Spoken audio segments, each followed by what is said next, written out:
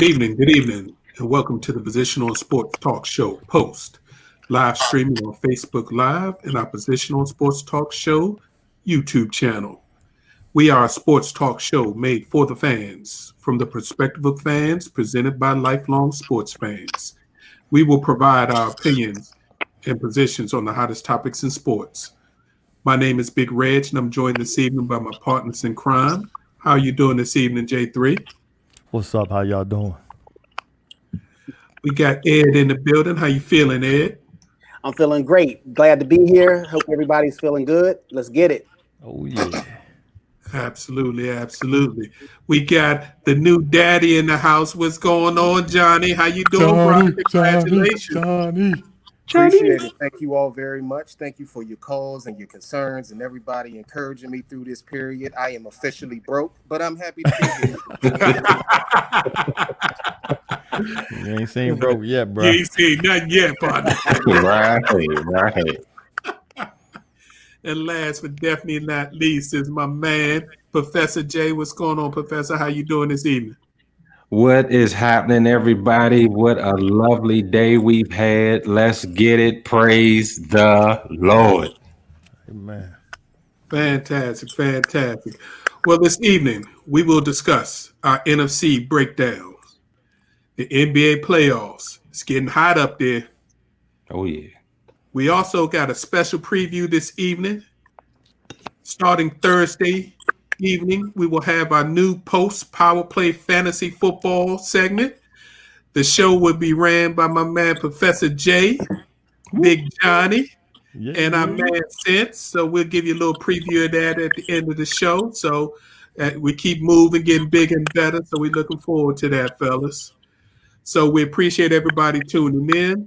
So sit back, relax, enjoy Post on the Positional Sports Talk Show channel. All right, fellas. We didn't think we'd ever get here, huh? No. Kickoff in 2 days.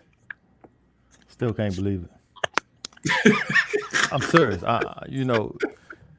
Look, 7-8 months ago, I was like, yeah, we ain't gonna have no NFL.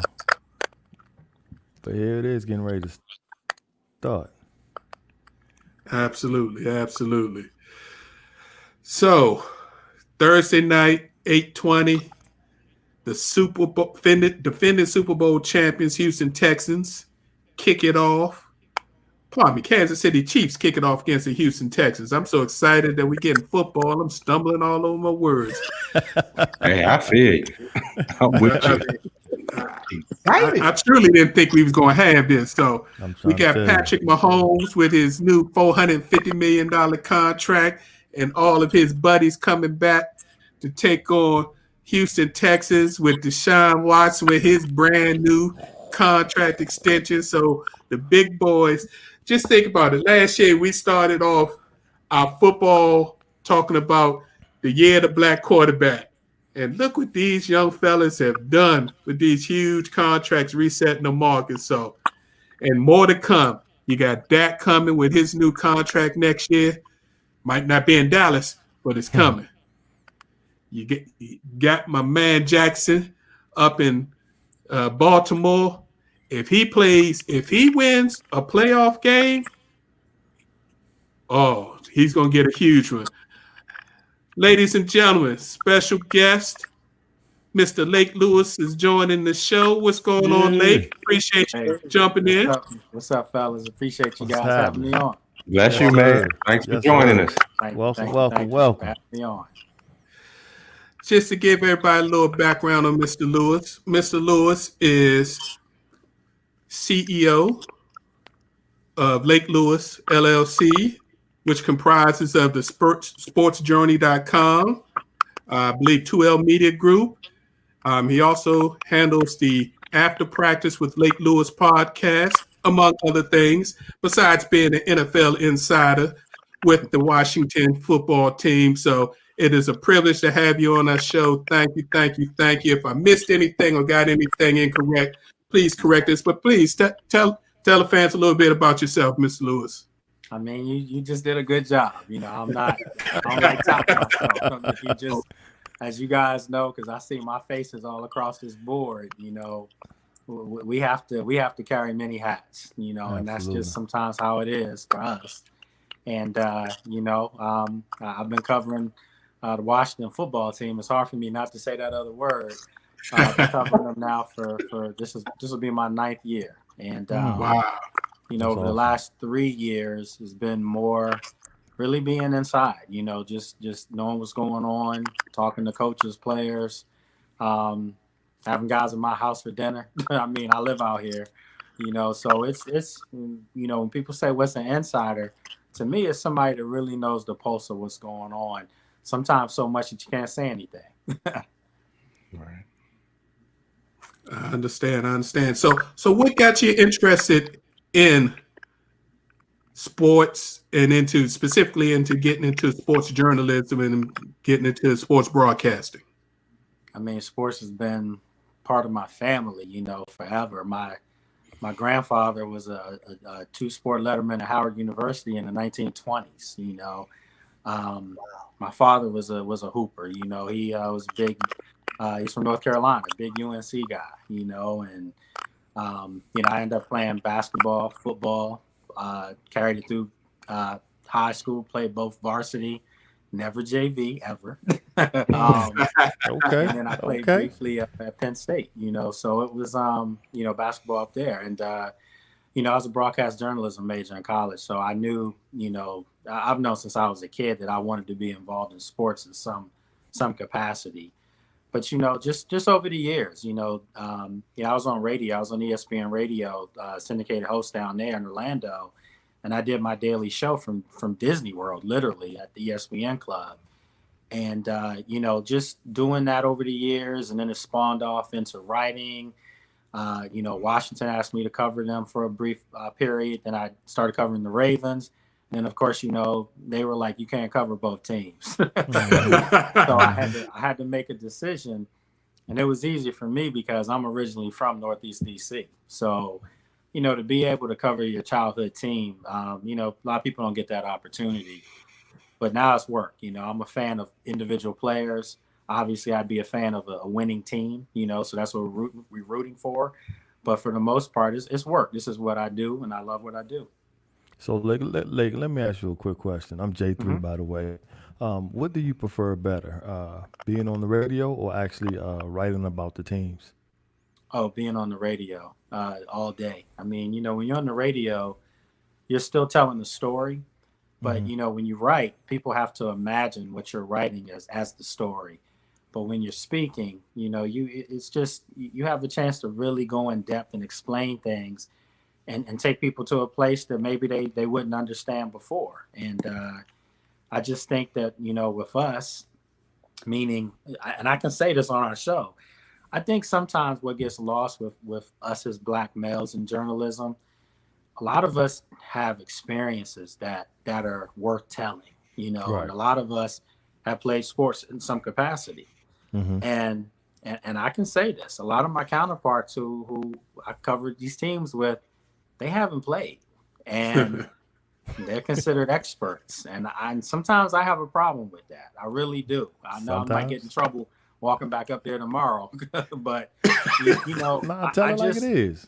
I mean, well, today, you know, you look around and it's just 2 of us, myself and Rhiannon Walker. That's it, you know, and those are stories, you know, those are stories that people need to talk about, you know, and that's why when I found out that I'm straying here, but when I found out about training camp, I've been to training camp. I've covered this team every day for 7 years, you know. So for me to be told that I wasn't part of the select 10 to be at training camp because of COVID, that didn't sit well with me. And it didn't have anything to do with Lake Lewis Jr. It had nothing to do with me. It had to do with us and our faces. And I felt like if I'm one of our faces out there, I should have been out there. You know, I'm covering my face is on the field. There needs to be representation of us on the sidelines too. So yeah, that's how I took that. So to answer your question, it's radio. Okay. Appreciate that. Well, since you brought up the team and some of the changes, and then Ed, you can jump in after this. What do you think about all of I like to say the restructuring of the Washington football team, both from the field to the internal business. Maybe not by choice, but it's definitely happening. You can see it every day.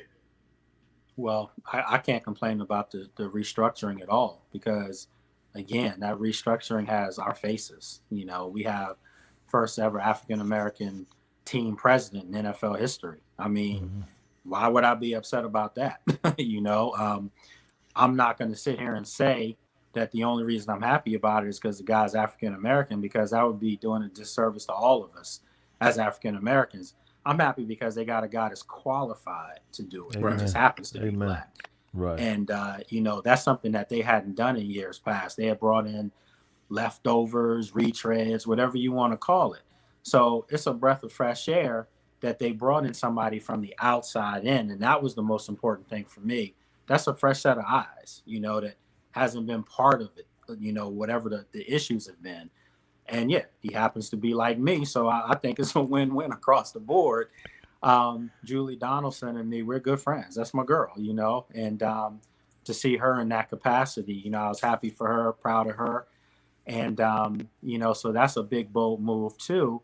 And then, of course, you know, we have an African-American female coach, you know, that's covering two bases that, you know, previously hadn't been done. You have a minority coach, you know, Ron Rivera, and then you have an African-American quarterback. So Washington has instantly gone from being looked at, scoffed at for the way they do business to now being a trendsetter, you know, being the lead in something. And, you know, you just hope everyone's given the proper tools that they need to succeed, which I think they have been. So I can tell you, practice today, you can just sense a different, and I know I've said these things over the years. I just mean, you know, there's no nonsense going on with those players, meaning they know if it is, they're out of there. So hopefully we get a professional setup now. Hey, Lake, I'm Edward Johnson. Thanks for joining our show. Appreciate it. I'm curious. I'm wondering if you could shed any light on, was the cloud surrounding the allegations that's going on right now with the Washington franchise, was that cloud a mystery, or like a quiet rumor, and was it affecting the team's general way they do business on and off the field? If you can shed any light on that. Well, I mean, I'll say this: I've heard things, you know, for years, and not something to the point where I could act on anything, you know. So I don't, you know, when you hear something that heinous, you know, the first thing somebody's going to think, well, if you heard stuff, why didn't you do something about it? One, it was hearsay. It wasn't, you know, it was like rumor mill stuff, you know. And I always try to tell people, we didn't have media, and we still don't to this very day. There's an annex to the side of, you know, if you've ever been out there at, well, can't say Redskins Park anymore, but if you've ever been out there to the Inova Sports Performance Center, you have the building where the players, coaches are, and administrators. And then to the side, it's pretty much like a big oversized trailer. That's where the media room is. And then they have some of their, you know, other staff members who do like community stuff. They're in there on the other side. The only time we ever went in the building through the front door was if there was a big major press conference and they needed to use the big auditorium, or if, you know, if you had some mail or something dropped off on occasion, you know, Miss BJ will call you up to get that. But other than that, we only entered the main building from the back, and that was coming off the field into where the coaches have their daily press conference. So we didn't have access to everything that was going on in that building, but every now and then things would trickle over into ours as far as something you may have heard, or, you know, it was a rumor. I've always just said, you know, unless I have facts on something, I don't get involved in it. And that was always my mentality. And then on top of that, you know, I'm working with a different set of circumstances, if you guys know what I mean, as far as being out there too. So I will say this though, you know, hearing some of the stuff that did happen, Rhiannon, that's a friend, and I can say that she and I, we talked today. I mean, that's a really good friend of mine. And it hurt me to hear that she was going through that. I had no idea. And I told her, same thing I'm telling you. Had I heard something like that, I probably would have approached somebody because that was inexcusable. Unfortunately, it sounds like it was going on all throughout the building. And that's sickening. And that's probably a reason why this team has stunk for so long, because when you have that kind of buffoonery up top, it's going to trickle down. That's just the way things go. And now Ron Rivera's come in, cleaned a lot of stuff up. And you can really sense that there is a big difference as far as him wanting those guys to be men and not have any excuses about their behavior on or off the field. That's all we can ask for at the end of the day. Mm-hmm. Thank you. Fantastic. Well, let's put you to work since you're here. All right. Why don't you give us how you see this young team moving forward this year? Because we're here to break down the NFC this week, and so we might as well start with the NFC East since we got an expert in the building. I think you're going to see a marked improved football team. It may not translate to wins and losses right off the bat. They're still a team that only won 3 games last year, and they've got a lot of young faces and new faces, new coaching staff, new outfit. I mean, that's a lot to expect a miraculous turnaround as far as wins. But I think all of you want to be able to see on Sunday a competitive team, a team that looks well disciplined, not jumping off sides, not getting unnecessary penalties. You want to see a disciplined football team, and that's the sign to me that you're going to see improvement in. I've said earlier, I think this team is a 6-win, 7-win team, and somebody was like, man, that means they're going to be bad. No, when you only win three games a year before and you can get up to 7 the next year, that's 4 wins. That's 4 more wins. That's improvement. That's a big improvement. But I do think that they have the potential to shock some people. I think they have the potential to hit an 8-8 or a 9-7 if things really jump off well. And, I think that the division that they're in, Dallas clearly is the most talented team in the division. I don't think anybody debates that. And they have been for a long time, but they're not used to winning. And I don't care how much talent you have. If you're not used to winning, you're going to be what you've been. The Eagles, this seemed like ever since they won their Super Bowl, they've been in a hangover ever since. And now they have a lot of injuries. The Giants, young team, Saquon Barkley, I'm a Penn State guy, so I always got to shout out Penn State. Saquon Barkley, Daniel Jones, they've got some young talent there, but they still are unproven and haven't put it together. And they have a new coach too. So I think if you look at Washington per se, if I ask you which coach is the best coach within the division right now, somebody may say Doug Peterson because he won a Super Bowl. Someone may say Mike McCarthy because he won a Super Bowl. I might tell you Ron Rivera because he went to a Super Bowl with less than those other guys did. And his track record for longevity is a little bit more proven. So right now, I think they're an 8-8, 7-9 football team. I do.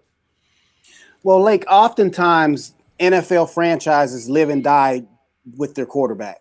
Mm-hmm. And last year they drafted Dwayne Haskins to be that franchise quarterback. And in the games that I observed of Dwayne Haskins, he appeared to be not necessarily 100% in shape.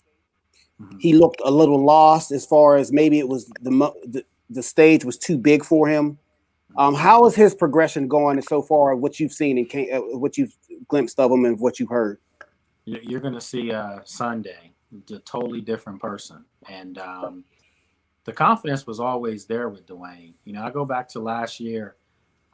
Towards the end of the season in the locker room, it was him, myself, Adrian Peterson, Morgan Moses, and we were all just talking. And Dwayne just came out of nowhere and was just said to us, this off season, man, I got to get my workout down and lose some weight. And he said, I know what I want to do. And Adrian, eating a big piece of pizza. Adrian Peterson used to eat whatever, but he still was always in shape. He was eating this big piece of pizza, and he was like, yo, we can go do that right now. We can get you in shape right now. And Dwayne was like, no. I'll wait till this off season. But, Morgan said the same thing, and they all backed it up. Adrian looked great. Obviously they released him. But Dwayne lost 15, 20 pounds. I mean, he looks like a totally different body. And the ball's zipping off his arm. I mean, he always had that cannon. You guys go back to last year, though. Let's be honest about this. This guy was coming from a top flight outfit, at Ohio State. I hate saying that because, you don't say that in high school. But anyway, Ohio State, they're one of the top. They're good. Okay. So, you think about 50 touchdowns, 1 interception in his first year as a starter. That guy can play. So he comes to an outfit that was dysfunctional. Coach didn't want to play him because the coach was fighting for his life. He was going to go with these 2 veterans, in Case Keenum, Colt McCoy. So there was a lot of stuff that was against Dwayne Haskins, being able to come out and play and show you what he can do.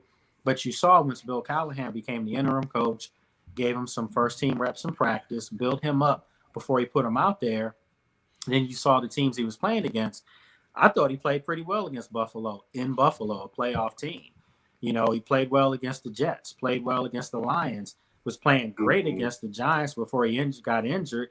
So you started to see the light bulb had gone off a little bit, had come on, and he was playing well. I think we're going to see a young guy that's going to put his name this year as far as that second-tier young quarterback. He's going to put his name up there with the Gardner Minshews and all these guys, where you're going to start saying Dwayne Haskins has a chance to be really good.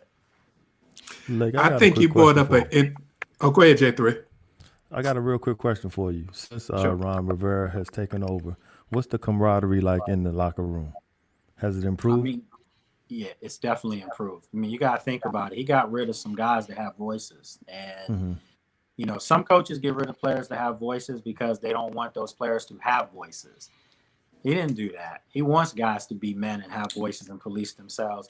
He got rid of guys that he didn't feel like was going to be able to keep a conducive, cohesive locker room. And one of those guys was one of the all-time greats here in Trent Williams. And, Trent had his problems with the setup here. And Ron Rivera didn't want to spend a whole lot of time with that, so he traded him. Quentin Dunbar, was trying to get a contract, but yet had never played a full season. Ron Rivera had never seen him play really like that. So, I was a little disappointed that he was asking for that before the coach even set foot out of Dulles Airport, So they moved him. I think that the moves that he made were clearly to get these guys to see, listen, we got to be tight here. When you don't win a lot of games, the worst thing you can do is still be, not tight with each other in the locker room because it filters out on the field. Right. So, to answer your question, it's definitely a different setup. It's just you just get a professional feel when you're around it. That's good. It's good to hear. Yeah. Thank you. Now, generally, we speculate as far as the NFL players feeling any type of issues dealing with the COVID-19. With your being actually out there on the field with them, do you hear any conversations? Is it something that they are actively concerned about? Are there a lot of precautions and whatnot around the stadium or wherever they're practicing to make sure they're taking the proper steps to keep themselves safe? What have you seen thus far? It's definitely, precautions, and cautionary measures in place. I mean, today, for instance, remember today was the first practice with the 53-man roster. So Ron Rivera wasn't there, by the way, just so you guys know, he was getting treatment today for his cancer. Yeah, we saw that. Yeah, so he wasn't out there. But, the difference now is, just to give you a quick rundown how it normally would work, you get there, you go in the media room, they let you know you're available to come out on the field to do what's called B-roll, where you're shooting basically individual drills, group drills, for about 20, 25, maybe 30 minutes tops. And then the horn blows, excuse me, and when that means that they're getting ready to start plays, you have to leave the field. All media leaves the field. You go back to the media room and you'd write or do whatever. You'd wait for 3 hours till practice done. When they come off the field, you have access to players. And then the coach comes in the media room where you have him for an interview. Then you go back to the locker room after that for more interviews with players. That's how it's always been. This year, you sit in the parking lot until they let you know media can come in. At least that's how the first start today was like that. You don't go to a media room now. You go immediately from parking lot down to a checkpoint where they check your temperature. and then you go down on the field and you're roped off. So you're not even really on the field. You're roped away from the players. 30 minutes later, that's it. You go home. So that's it. That's how it's going to be all year long. So it's definitely some measures in place. It's going to be tough. It's definitely going to be a work in progress, but this is how we have to get you guys the information. That's how it's got to be. Wonderful. I think you brought up an excellent point earlier talking about Dwayne. I'm not going to put you on point since you have to go out there every day, but I think our previous head coach out there, because he was fighting for his job, was not interested in having Dwayne Haskins drafted and would have rather have had someone else drafted. And again, my words, not yours. This is the second time he's had a quarterback that he was hired to help build and make an NFL quarterback, and as soon as they got in the building, he didn't want to work with them. That's just me. Started with Robert. He was brought in to have Robert, and then I'll borrow your words and say, yeah, those words are true. You mean what you said is pure fact. And you know, I used to support Jay Gruden. I used to say at certain times he was good for the team because he had a loose atmosphere. But once I saw that loose atmosphere translated into guys not practicing hard, and then obviously the way some things people were handled last year when he sat Adrian Peterson, I was done.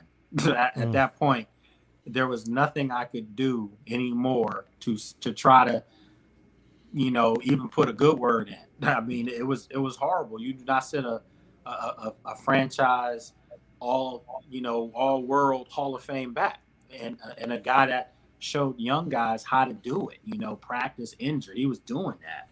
So for him to sit him was just the most disrespectful thing I think I've seen covering sports. That's how bad I thought it was. It was egregious, as Stephen A. would say. It was horrible. You know, but when I saw that, I went back to what you said. I thought about Robert. I mean, this guy lit this town on fire in 2012. And I know he got hurt, but you were hired to fix him. You were hired to groom him, to get him to stand in the pocket to make throws, even if Rob didn't want to do it. That's what you were hired for, but you went with somebody else, and you can't say it didn't work out because Kirk Cousins did well, but that's not what you were brought in here for. You know, Ron Rivera, make no mistake about it. Everyone kept talking about Alex Smith. You know, he's going to come back and get that starting job. Never. And it had nothing to do with Alex, because that's one of the nicest men you'll ever meet in your life. Everything you hear, guys, is legitimate. He's that great of a person. You're happy to see him back. But Ron Rivera had, you know, we were in Charlotte last year. I was down there, and Ron Rivera got fired because of Washington. That young team went down there and did work. And he had a chance to see up close, got a first-round quarterback that hasn't played really yet, got a nice stable of running backs, have a potentially great dominant defense, and I could come here and also have one of the top 2-3 picks in the draft. He didn't come here to coach anybody but Dwayne Haskins, and that's why he put that to bed and made him the starter. So, yeah, I mean, I know I'm going off here, but good to hear that. That's good stuff. Make no mistake about that. Yeah, and we've seen it work. You see what Baltimore did when they transferred to Jackson as a quarterback, and they rebuilt the whole offense around Jackson. We've seen how Kansas City has flourished. They built the offense around Mahomes. When you have organizations that get fully behind their QBs and let them know that they have the support, and we're going to do everything we can do to try to make you successful, and they understand that, then they give you the best they can give you. And let's not forget, Dwayne Haskins chased the number 1 pick out of Ohio State. For the LSU. Yeah. Exactly. Exactly. So I'm looking forward to that. All right, we've killed the NFC East, so it sounds like you like Philly to continue with winning the East, but Dallas is Dallas. Your sentiments of what mine is. You mentioned Stephen A. earlier. Some way, somehow, they'll find a way to mess things up because they got more talent than anybody in the world. I didn't want to say that, but I believe it. Let's move on to the NFC North, where you got the Green Bay Packers, Minnesota Vikings, Detroit Lions, and of course, you've got those Chicago Bears that just announced that they're going to give good old Mitch another try at starting QB. Who do you like coming out of the NFC North? I think I'm going to have to go Vikings on this one. I just think, when you look at just the full picture, Green Bay has the best quarterback in the division. I don't think anybody questions that. But they didn't do much to get better in the offseason. They drafted another quarterback of the future. Yeah. And, that was a surprise. You're in the NFC Championship game and you got back alley slapped by San Francisco.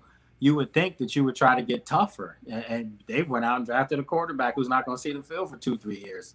So I think that Minnesota is the most balanced team, out of all the teams in the division. The Bears, best defense, I think. But again, it boils down to Mitch Trubisky. If he, is inconsistent, I know they have Nick Foles, but I just thought, me personally, I thought the Bears should have went out and got Cam, but they didn't. So I think they're going to pay the price for that. Yeah, we all said that. Agree. Yeah, I think they're throwing, as a wise man, my grandfather used to tell me, you can't throw good money after bad money. They're trying to prove that pick was right. When they look at the quarterbacks who just signed extensions in the offseason that got drafted behind Nick Trubisky.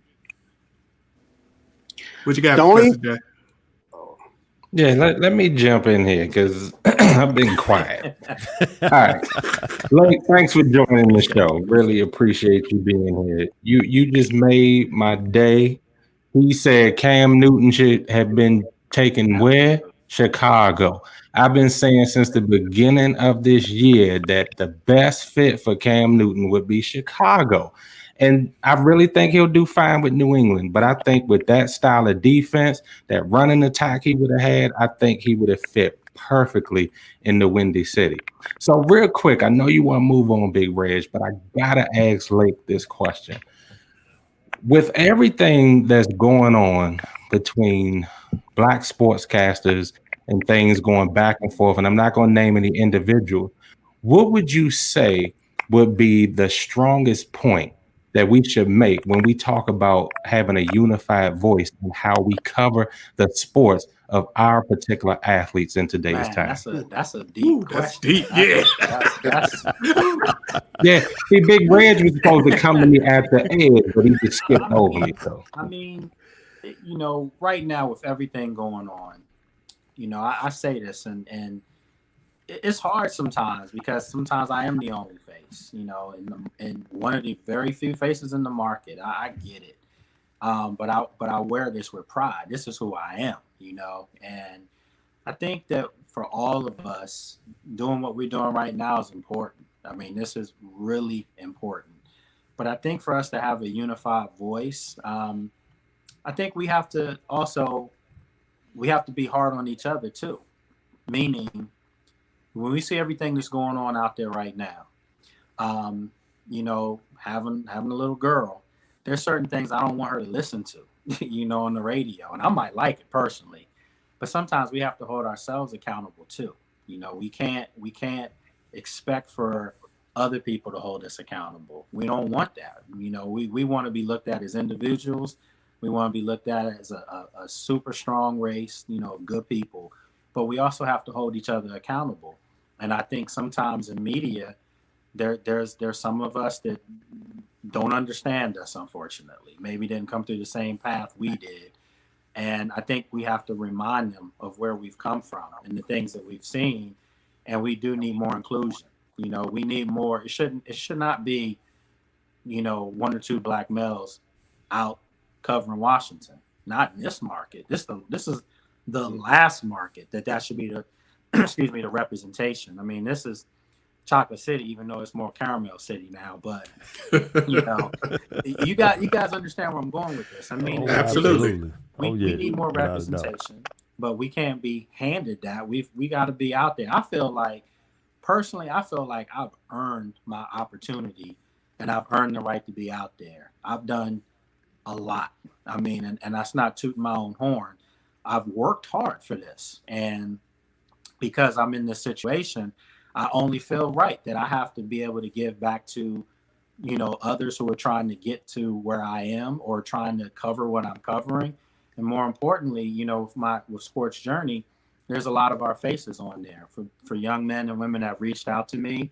They said that they didn't get job offers, they didn't get interviews. And I'm like, you got a home with me. You got a home right here.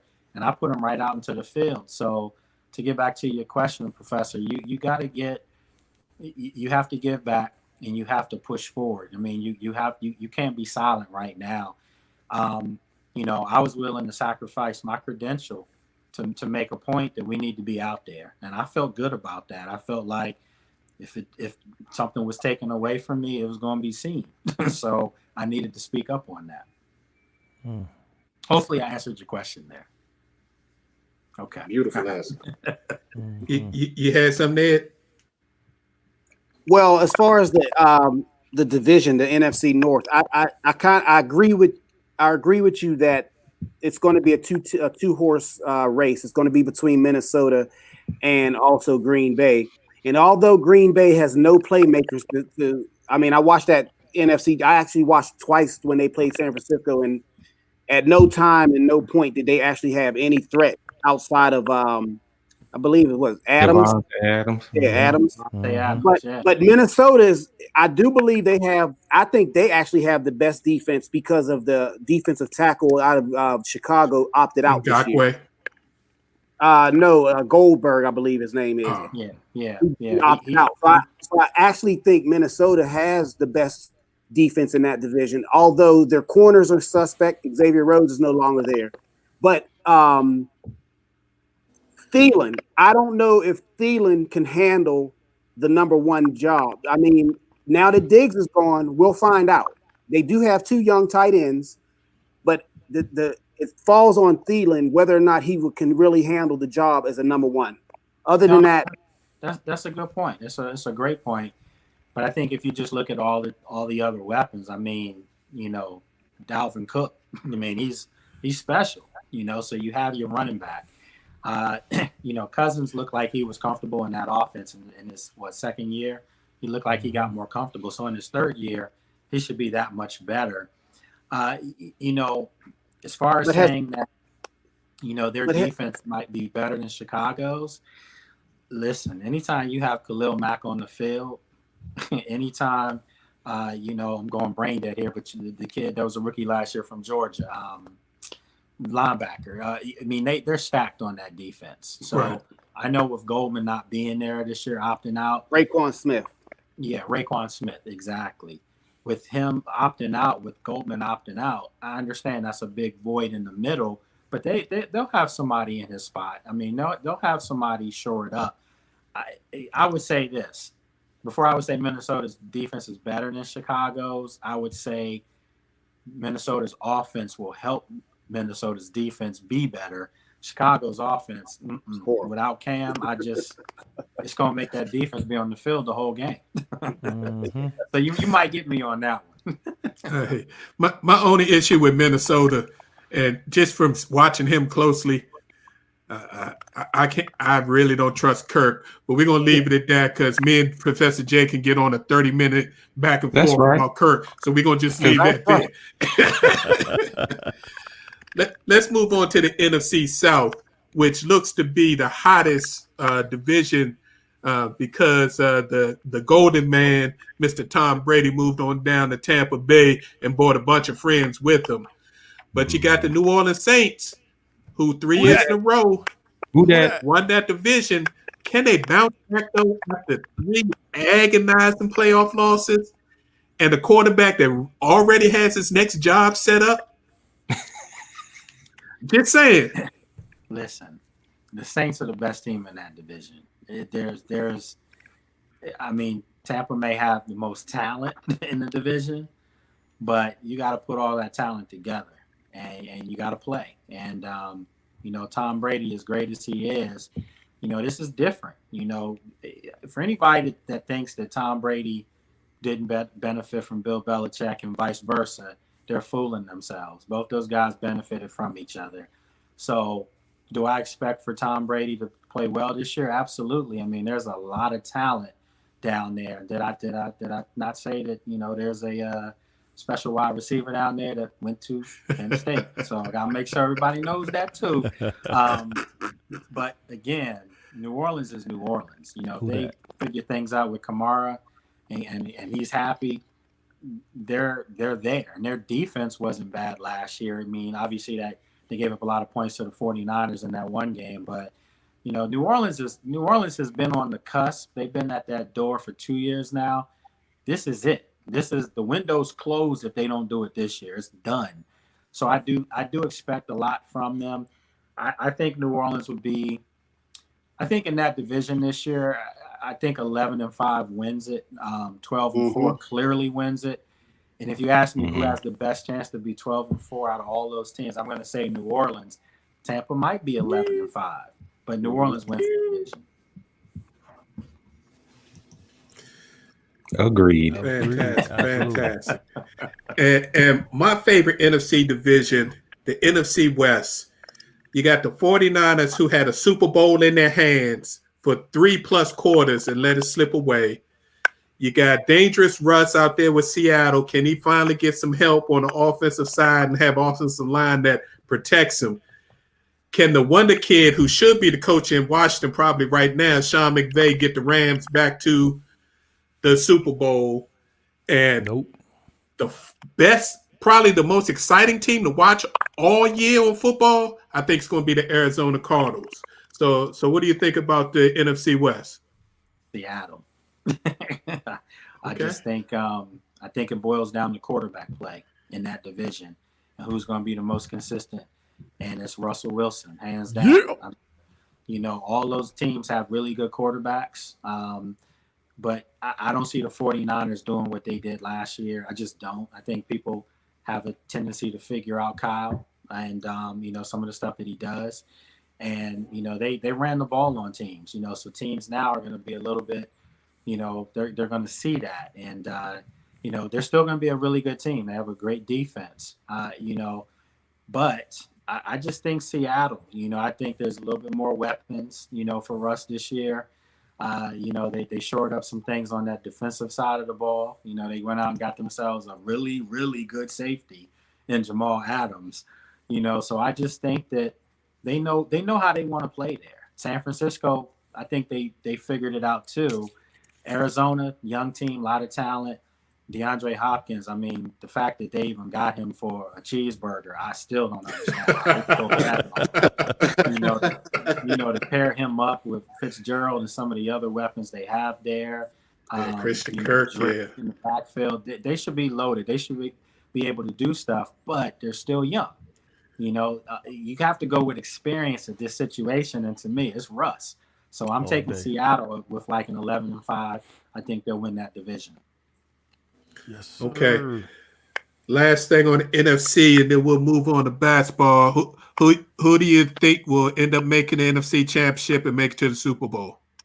Man, that's a good one. There's a lot of good football teams out there. It really is. I think right now, if you ask me, it might be the game that's coming up this weekend. Somehow, some way, you could find a way to have a New Orleans Tampa, NFC Championship. But I'm gonna go right now and say that I think it's going to be. And I just said that I do think that New Orleans wins the division, but I think Tampa goes further, and I think you're going to have a Seattle-Tampa NFC Championship game, and I got Seattle going to the Super Bowl, believe it or not. Okay. Something different. I like that. Not chalk, not the 49ers returning. I like that. What we're going to do, since we had Lake on today, we wanted to make sure we gave him plenty of time and opportunity to give his expert analysis what's going on. The fellas here from the Post Crew, we're going to post our NFC picks on our Facebook page and our YouTube page. So check us out and we'll tell you what we think of the NFC. Now it's time to talk a little basketball. I know you're an NFL guy, but I also know you talk a little basketball. I caught a couple of your podcasts that you was talking a little b-ball. Man, I'm excited about the NBA playoffs because now we're actually getting to the heart and soul of who really wants it, who can hold it together. Being in the bubble, we're going on 2 months in the bubble. Who can stay focused? And the cream looks like it's rising to the crop. To me, it does. I mean, you've got some really compelling, matchups right now. The Houston LA, matchup is good, because you have the small ball with Houston and the biggest team I probably have ever seen with the Lakers. They're that big, but the Lakers don't have any jump shooters. Danny Green has to be hot in order to be effective, and he hasn't been. So, I think their Achilles heels, they don't have a deep ball guy, and at some point you're going to need one. LeBron and Anthony Davis just can't keep bullying people the whole way along the line. So I think it's important for Houston to get a W this next game, because if they don't, they're in trouble. I will say that. I do expect the Lakers to advance. The matchup to me is that Denver Clippers matchup. I predicted the Clippers to win the whole thing, just so you guys know. But the Clippers, this Denver team's giving them some trouble. I mean, they playing with no fear. That's all that is. The Joker is killing them. Yeah, it's just an athletic young team. Michael Porter. I mean, I like what I'm seeing with them, but I think ultimately the Clippers will beat them, and it'll be a Clippers-Lakers, Western Conference Finals. What everybody was wanting to see. It would have been nice if they had been in the Staples Center, but obviously that's not the case. So I'm still taking the Clippers to get past them. Ironically. In the East, man, it's tough.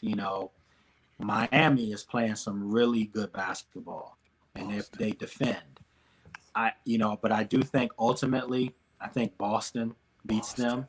So I think you're going to see, an LA Boston series finals, but it's not going to be the Lakers. It's going to be the Clippers and the Celtics. That's what I have, and then I have the Clippers winning the whole thing. That's gonna be interesting. I like that. I like that. You swinging hard there, Mr. Lewis. Now, even after all you've seen, you still think the Clippers are a tad bit better than the Lakers overall in a 7-game series? See. I think what's going to happen is, look, we're not seeing the best of Lou Williams right now. Patrick Beverley still want to argue with everybody. I think they'll be a little bit more focused, when the Lakers come in, because they know that if not, they'll get ran out the gym. But I just think that you're going to see the great.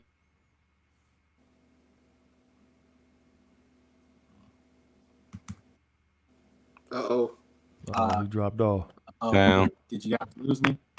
Okay. Yeah, you back. You're back. Okay. Yeah, we hear you. Sorry, my phone kept ringing. Yeah, but I think you're going to see the greatness of Kawhi Leonard, in that series. And I think you'll see Paul George step up finally, when it counts. So it's going to be compelling. I mean, it's going to be tough, but I think the Clippers are primed, and I think their team was built not for these long, drawn out, series. They were built for the Lakers, and I think we'll see that finally. Shit. I like that. I picked earlier before the playoffs started. I told everybody that Miami was going to give Milwaukee the blues. It just wasn't a good matchup.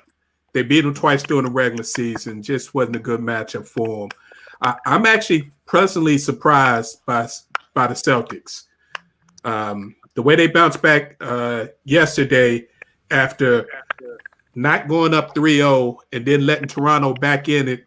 But looks like they will move on. And I've heard that there's a good chance that they're going to get the forward back who's been out. He's supposed to be back in the bubble. So he'll be back for the next round. Yes, Gordon Hayward. Yeah. So I don't even know if they need Gordon Hayward right now. that's not a good move. Yeah, I mean, if you want him just for, come off the bench and get some more offense, get some buckets off the bench, I'm okay with that. But right now, they have a good rotation going. And, it's working. I mean, even Wanamaker and the kid Williams coming off the bench, it just seems like they're fitting what they're trying to do. But Gordon Hayward was a great player. I mean, he's still working his way back from the injury he had over 2 years ago. But he gives them buckets. So that's what you want. I just think the big difference with Boston is like night and day. It's at point guard. I mean, you have absolutely who can get off any bucket he wants, but he's also a really good facilitator, and that's something that Kyrie wasn't. Let's just call it like it is. Amen. And, we agree. They seem more in unison with Kemba, and again, when they need a bucket, he can get it for you. Tatum can get it for you. Jaylen Brown at times can get it for you, and Marcus Smart starting to look like Marcus Smart from Oklahoma State. Yeah, he was a beast. Yeah, so they've got a lot. I like Tice as well. I mean, they've got a lot of stuff going on for them. And don't forget that, if they can get back Cancer, that helps. That especially will help them against Miami. I hear you. And they play defense. I like Brad Stevens' coaching style. So, you want to see him finally get his due. One of the best young coaches. But I'm also impressed with Eric Spoelstra. I think for years, one of the best kept secrets in the NBA was how really great of a coach he was. But when you have LeBron and D Wade and Bosh, and Ray Allen, sometimes people don't give him credit. But he's a really good coach, and he's got Miami right there on the cusp of getting to the finals. That would be incredible, especially considering no one really gave them credit and was trying to figure out why Jimmy Butler would want to go to Miami. It was that he's a perfect example of a player going to a system that fit his personality and an organization that worked out. Anywhere else, if you're not giving 100%, not willing to grind, he doesn't work. But in Miami, he fits perfectly. Well, my friend, I'll say this. I hear what you're saying, but I don't know if I believe that just from the standpoint, one, tax-free state. It's Miami, great weather year round, and he got a max deal. So, I mean, come on. I think all of us would have taken that. So, Styles or not, they could have been playing, the 3-point ball all day. Bottom line is he got everything he wanted. And, yes, he did get into a good situation where they do play tough, and Jimmy Butler's tough. So, I agree with you. But I think that money and that weather and that tax-free had a lot to do with it too. Understand. Hey, Johnny, what you think about the basketball? I know you did some research on this subject for me. I was very interested to hear Mr. Lewis thought the Clippers would knock off the Lakers. I'm actually thinking the Lakers will most likely win the West. They do have some trouble shooting. I think they do have two individuals who they picked up shortly before they went into the bubble, and Dion Waiters and J.R. Smith. I believe when they're instituted inside the offense, that they would add at least 20 to 30 points a game. They both can add 15 on their own. Right now, you don't want to mess with the starting lineup because you have something going, but I believe in order to keep up with Houston, they'll be forced to bring in some smaller, quicker shooters in order just to balance it out. As far as the Clippers and Nuggets, I believe the Clippers will wrap that up there. They clearly have the veteran savvy team. Denver is definitely on fire. Young, hungry individuals, but they just don't. At this point in their careers, they probably just don't know how to get over the hump. But that's what I think the Lakers have over the Clippers. Yes, Kawhi has leadership qualities. He definitely played spectacular in the championship round of last year. But he had a Toronto team that did extremely well with him out of the when he didn't play. So he had a nice, strong organization that was behind him. He was able to kind of stay away, heal his body. Then when it was time for him to finally step to the forefront, he did that. With LA, though, and LeBron specifically, he knows how to lead a team. He knows how to dissect the team. He knows not to get too upset, not to move too forward to the left, too much to the right. I think he's a very balanced individual, and he will help to keep the team calm, as well as Danny Green. J.R. Smith will co-sign everything LeBron is saying. You know he's going to do what his dad tells him. He's going to co-sign. He just happened to be back in the league. Right? So it's like you got two LeBrons talking in the locker room. And I just think overall, with them having so many 7-footers, as well as LeBron. So if you got 3 guys that can average 10 rebounds and you throw in your small forward / point guard who can also grab you 7 to 10, they will dominate the boards. They will exploit everybody's weaknesses. And if you don't make the first shot, they're snatching it off the rim. I think this particular year, they have the recipe to win it all, just in my opinion. I mean, that series could come down to, role players. It could come down to the Morris twins, which one plays better. Wow. They both have been playing very well. I just think that when you go 1 through 5 and you look at that bench, I mean, Harrell hasn't even been playing well, because he wasn't in the bubble. And I think people have to remember that him and Lou Williams missed some time because they stepped out of that bubble. They had to leave. So now they're working themselves back in the game shape, and this is during the playoffs, So I think the longer the Clippers play, the more it comes together. And again, I'm still saying the Clippers in 7 over the Lakers. I just got to see the Lakers hit some jump shots for me to know that. I mean, clearly they have the best player in the world. We know that. Anthony Davis is one of the top 5 or 6 players in the world. We get that. But I think that the Clippers, they've got 2 superstars too, and if both those guys play up to their potential, I think the Clippers have the better bench. I really do. I mean, they had 6th man of the year, and then the 6th man of the year last year is on that bench too. I agree. I was getting ready to say the same thing. The Clippers bench is just phenomenal. And if you think about it, if you look at how Golden State won all 8 championships, they had a supporting cast. That bench does make a difference, and the Clippers got a better bench than the Lakers do. Hands down. Absolutely. I think that's going to be the telltale sign. The Lakers bench is ultra thin, and they're bringing in guys that are pretty much the same. Lakers have a bunch of forwards on their team. Rondo can't shoot. I don't care what anybody says, defender, leader, but he can't shoot. I know he hit some shots the other night, but I'm letting him shoot before I let him drive and penetrate and do other stuff. So if you look again, offensively, the Lakers aren't even in the same breath as the Clippers offensively. No way. Nope, not at all. They just got height. That's all they got is height. As far as rhythm, because they put up numbers, they are the number 1. I'm not taking that away from them. I'm not taking that away from them. But I think Doc Rivers all year was trying rotations, trying to find what's going to work. And I think that again, there's certain teams that are built for the playoffs. There are certain teams that are built to make a run come playoffs, and you won't always see their best ball during the regular season. And I think that's the Clippers. I mean, I think that was Boston as well. Boston, talent-wise, you can't tell me that they have more talent. They don't have more talent than Toronto, because they do. But Toronto looked like the more cohesive team throughout the season. Now look at what's going on in the playoffs. That talent's being unleashed, and Toronto can't do anything with it. I just have to object with you on one point. The Clippers have one superstar and one that gave his own person a nickname that really doesn't fit him. Playoff P hasn't proved that he's Playoff P yet. But Playoff Rondo has proved that he's been Playoff Rondo. While he can't shoot, I watched that game 2 days ago. He made himself a factor on the defensive end. Him talking and moving everybody around got that defense in a better sync. He took the ball out of LeBron's hands sometimes, so he didn't have to pound the ball all the time.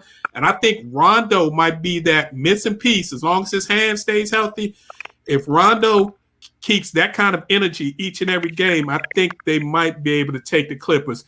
Clippers are by far 1 through 15. They're the best team in the NBA. But you're only going to play 1 through 9.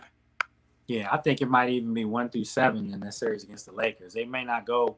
It just may be Lou Williams and Harrell off the bench, and maybe Morris, but I don't think they're going to go 9-10 deep against the Lakers.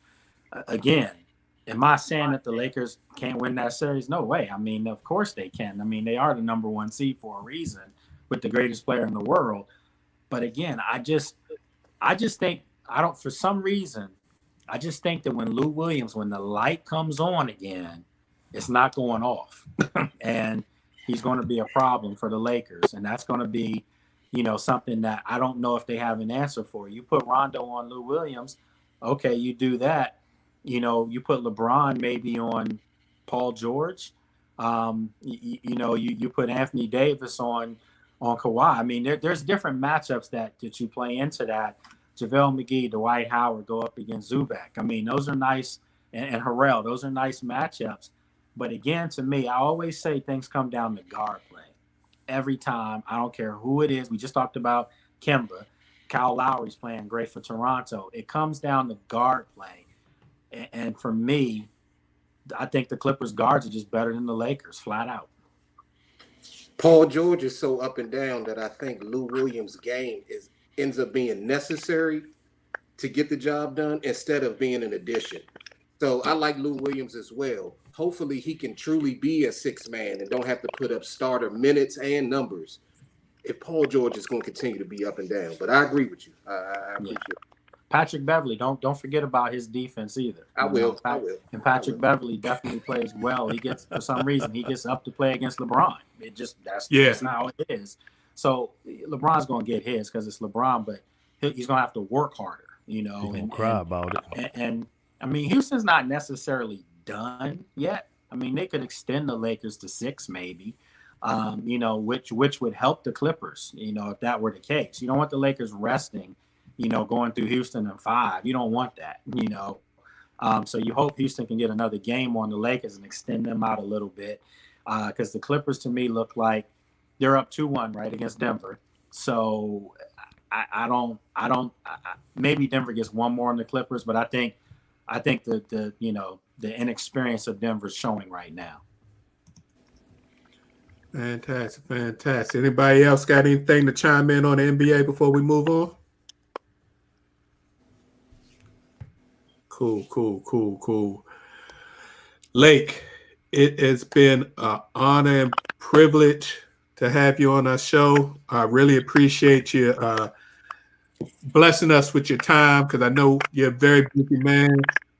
I look forward to interacting with you more as we spoke about previously, and definitely checking out your podcast. If you can tell everybody again about your podcast. Yeah, it's After Practice with Lake Lewis, and it's just a continuation of the show I've done for last 15 years, and it'll be back up tomorrow. We have an app for it on Apple. You can subscribe to it on any major podcast carrier, iTunes, Spotify, you name it, it's on there. And we've had some great guests on, lots of guys, obviously, from the team, but, different sports figures, different media people, so we try to get in depth about some things, and, you can check that out. So, again, I appreciate you guys having me on. This has been a lot of fun. Thank you. Appreciate you coming, man. Appreciate you. Our pleasure. Greatly appreciate your time. Mm-hmm. All right. You guys have a great evening. All right. Thank you. Thank you. Have a great evening. I'll talk to you soon, Lake. Okay, appreciate it. Thanks. We greatly appreciate Mr. Lake Lewis Jr. for coming in and blessing us with his time. Now, we've got a special announcement. As we said at the beginning of the show, the post show is expanding. Thursday nights, we are going to have the post power play fantasy football show being led by my man, Professor J and Johnny, and our man Sense will be jumping in. So, Professor J, tell the people what they can look forward to. Well, we're getting real excited right now because we got that new NFL season starting for you guys this Thursday. But we started our new fantasy football league this past Sunday. And y'all, let me tell you, we had a good time trash talking each other, eating some popcorn and getting things popping the way it needed to be. And we drafted some serious contenders this year. So I just want to holler at the fellas real quick. Which one of y'all think y'all got the best team to win the league this year?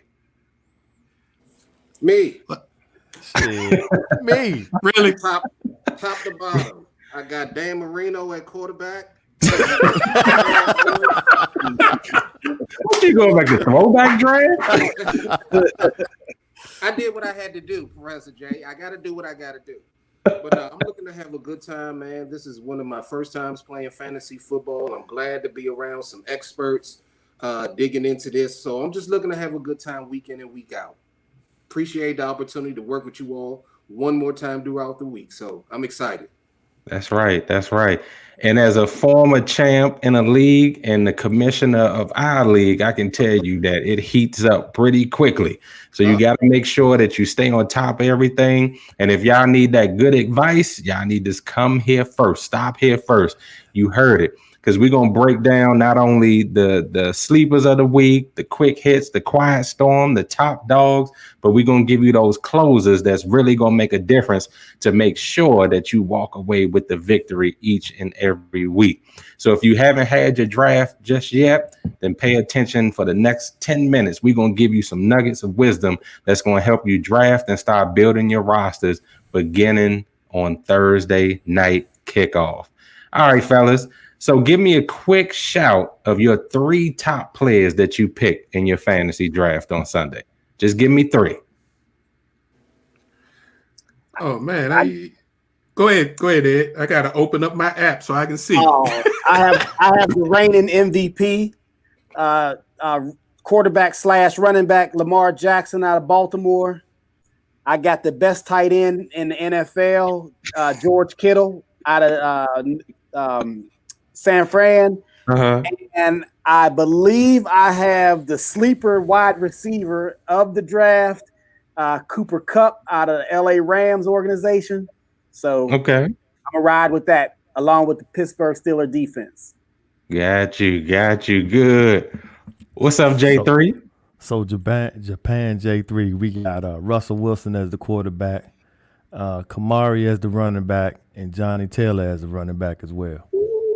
Yeah, y'all better watch out. What's up, Johnny?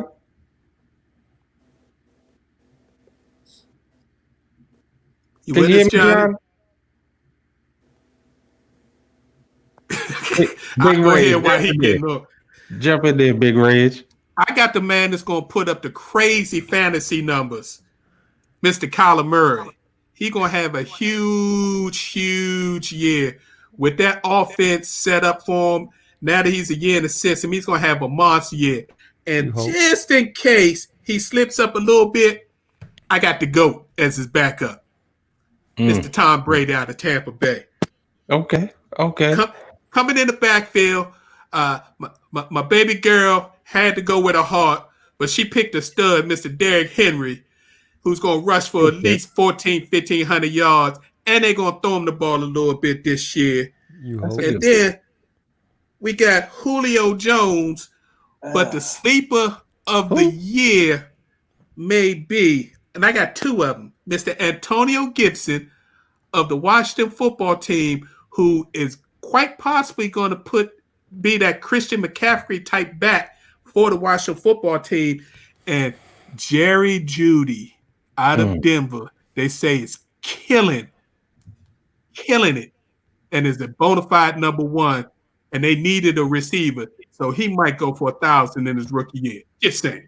Okay. And one last thing, you're not the only one that's won a fantasy football league. I gave this up because I like to enjoy my football, but I've won 2 fantasy football leagues myself. Just the champ is here. Here we go. Starting off already. As you can see, Sense got his 3 up. He got Patrick Mahomes, DK Metcalf, and Todd Gurley as his 3. So I'm going to chime in with my twin towers. I got my man Michael Thomas. He's nothing but the truth. And then I got Odell Beckham Jr.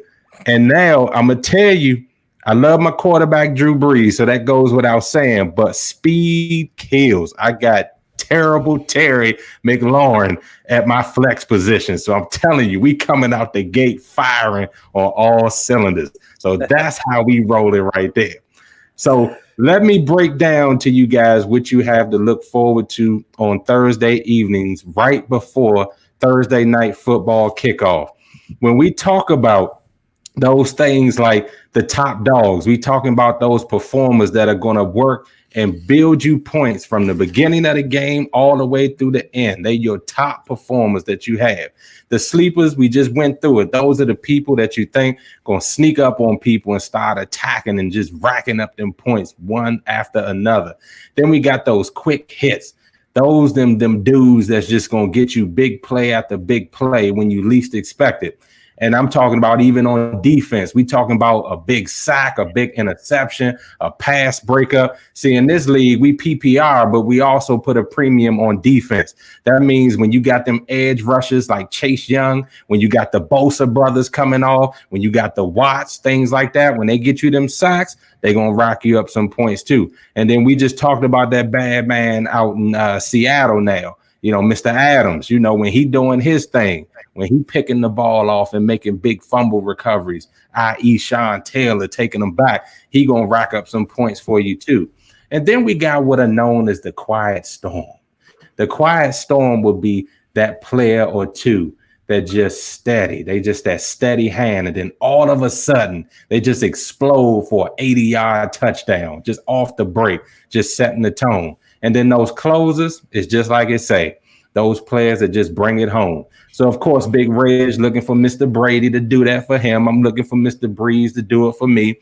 But it's not just about the quarterbacks. It could be a dynamic punt or kickoff return that just break the game wide open. It could be a strip sack that goes for a touchdown. Just whatever happens in those closing moments of those games is what's going to make the difference. So all week long, turn it here because we're doing our research on every player. We're looking at what the other experts on the other channels are saying. We're taking everything into consideration to give you quality advice. But let me tell you this, ladies and gentlemen, we have to have a misnomer. We have to let you know what we are and what we are not. We do this for fun. We're not trying to get you to gamble. We're not trying to get you in these big time leagues and then you calling us or chatting with us up or hitting the show talking about we messed you up. That's not what it's for. We're doing this purely for fun. So some things you want to keep in mind. Look at the most versatile players when you're making your picks. You want to look at the double and triple threat players, not just the ones that do single positions or they can do a single thing. So you want to make sure you do your homework and do your research. Make sure you're looking for those playmakers. And also keep in mind, it takes a little bit of luck as well because that guy that was a beast last year might be a bust this year. So you got to look at how the offseason look like. If they're coming off of injuries, you got to pay attention to the injury reports, ladies and gentlemen. And then also make sure that right up until game time, you looking at the predicted point totals for your players because you want to make sure that you start and put on the bench the right people because I seen it. A player will blow up, but he's sitting on the bench. Or a player be a bust and he's sitting in your starting lineup. So you really got to pay attention to the ebbs and flows of the actual NFL season. It's big time because if you think that this doesn't influence the real players, you better think again. They all look at their fantasy numbers. They all play fantasy football. So trust and believe this is going to be a dynamic addition to the Post family. So stay tuned. So check it out. Thursday, 7:30 p.m. Same bet channel, same bet station. Every Thursday, 7:30 p.m. And what will happen is I'll get you primed and ready for Thursday night football, and then you can move on for that. All right, we can get out of here. I just wanted to remind folks that the U.S. Open is in its second week, so continue checking that out. I'd like to say congratulations to Dustin Johnson for winning the $15 million tour championship in the FedEx Cup. Don't forget about the WNBA. This is the last week of the regular season. They'll be starting their playoffs. And for you Puck fans, we had 3 Game 7s last week in the NHL. The NHL is in a conference final, so please check out the NHL. All right, fellas, it's time for us to get out of here. We had a lively show again. We'd like to thank Mr. Lake Lewis Jr. for coming on and blessing us with his knowledge. Yes, sir. It's time for the final post, fellas. So let's get it kicking. Professor, what you got for me? Hey, I just got much love for you guys. Thank you for going on this journey with us. It's been over a year now. It's been a wonderful dream come true doing something this great with you fellas. So thanks a lot to all the fans. Thanks a lot to you, brothers. Absolutely. Johnny, what you got for us? Man, just grateful to be here. Grateful that I have met you all at such a important time in my life and enjoying this journey. I know I couldn't be on the 1-year anniversary show due to the birth of my beautiful baby boys. Yay! Thank you all Congratulations. very, very much. But I'm tired.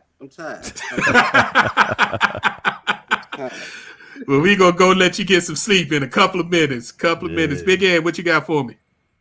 Hey, man, I just want everybody to stay safe. Don't let the pictures and the images of people hanging out on the beach, getting on them airplanes. Don't get caught slipping. Everybody stay safe, and we'll see you next week. Good point. J3. Just want to say thank you again for all our supporters out there that's listening to us and watching us on YouTube, Facebook, and IG. We truly appreciate it. Thank you. Absolutely.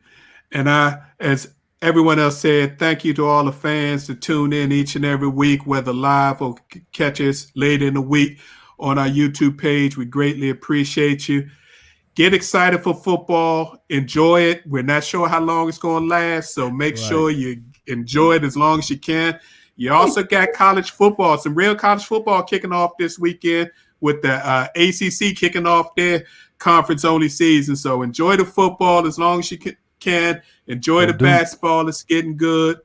Again, thank you for tuning in. We appreciate your time. We know you could be 1,000 other places doing 1,000 other things, so we're truly blessed that you decided to be here with us at the Post Show. Go Duke. This has been Post. If you like the show, please check out our YouTube page again, Positional Sports Talk Show. Like the page, subscribe. We greatly appreciate it. Tell all your friends and family members about our Facebook at Positional Sports, IG at Positional Sports. We greatly appreciate it. This has been the Positional Sports Talk Show. Y'all have a safe and wonderful week. We appreciate you. This is Post. Peace. God bless you.